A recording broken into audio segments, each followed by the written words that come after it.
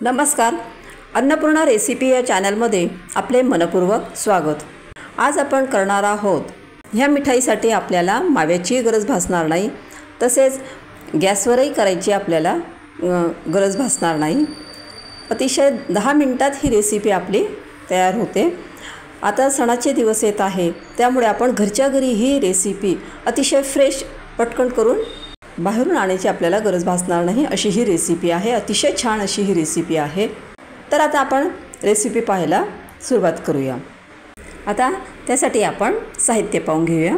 त्यासाठी मी 2 वाट्या coconut powder घेतलेली आहे.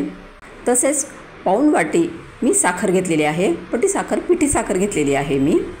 तसेच या ठिकाणी मी अर्धी वाटी मिल्क पावडर घेतलेली आहे. आता हे सर्व आपल्याला मिक्सरच्या भांड्यामध्ये टाकायचे आहे.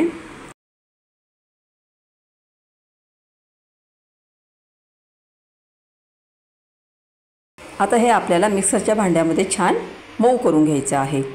आता इथे तुम्ही बघू शकता की अतिशय मऊ असं आपलं मिश्रण तयार झालेलं आहे. त्यात मी कोकोनट पावडर टाकलेली होती, त्यामुळे हे मिक्सरच्या भांड्यामध्ये आपल्याला 1 मिनिट तरी छान फिरवून घ्यायचे आहे. अतिशय मऊ असं हे मिश्रण आपल्याला तयार करायचं आहे.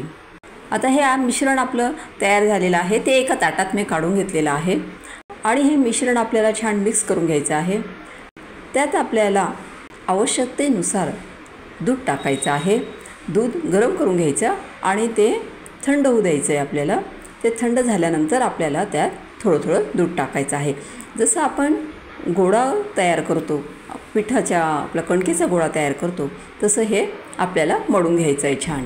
म्हणजे जास्त सैलही करायचं नाही आणि जास्त घट्टही आपल्याला ते तयार करायचं नाही आहे. त्यामध्ये फक्त मी 3च चमचे, जे आपले पोह्यांचे चमचे असतात, ते 3च चमचे भरून मी त्यात दूध टाकलेलं आहे आणि इथे असा आपला छान गोळा तयार होऊन जातो. आता इथे आपला छान गोळा तयार झालेला आहे.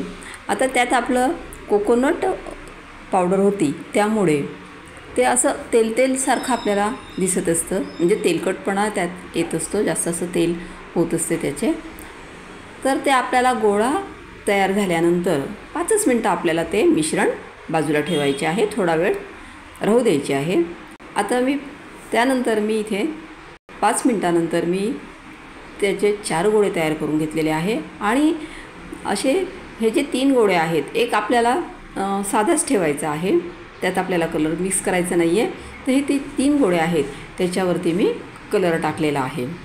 जे आपले फूड कलर असतात ते कलर मी टाकलेले आहे. अतिशय थोडा जरी आपण थेंबर कलर टाकला तरी तो कलर व्यवस्थित त्याला लागत असतो. आता मी अशा पद्धतीने इथे ते कलरचे गोळे तयार करून घेत आहे.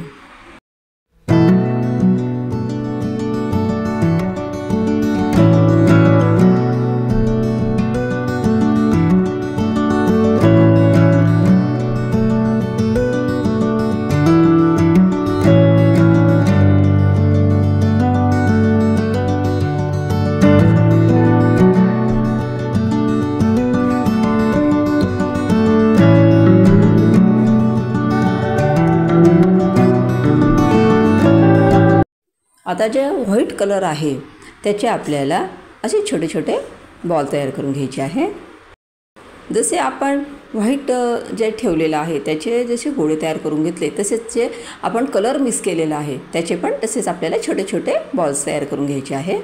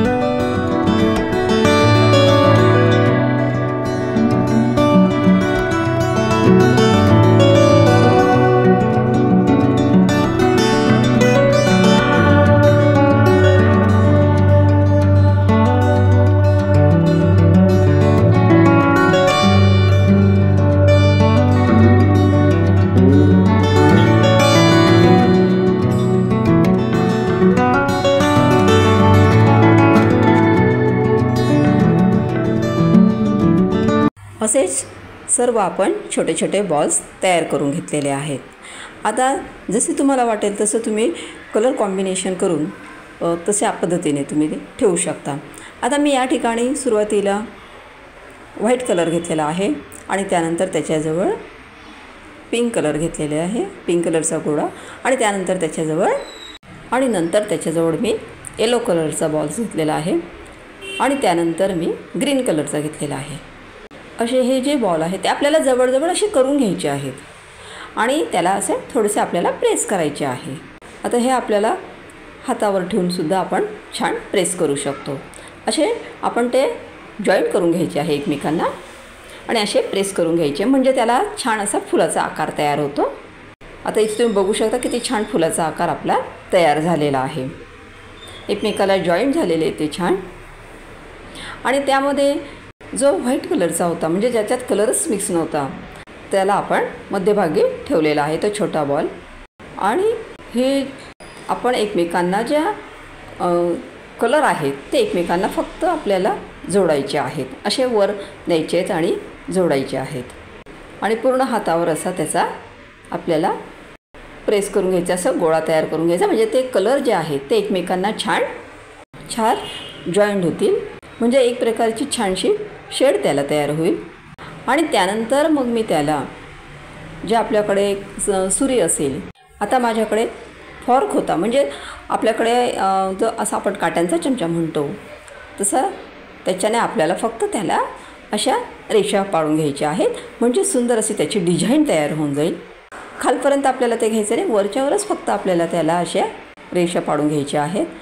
एकदम आपल्याला त्याला लाईटली प्रेस करायचं आहे, जास्त जोरात प्रेस करायचं नाही आहे। अशा पद्धतीनेच आपल्याला ही सर्व मिठाई तयार करून घ्यायची आहे।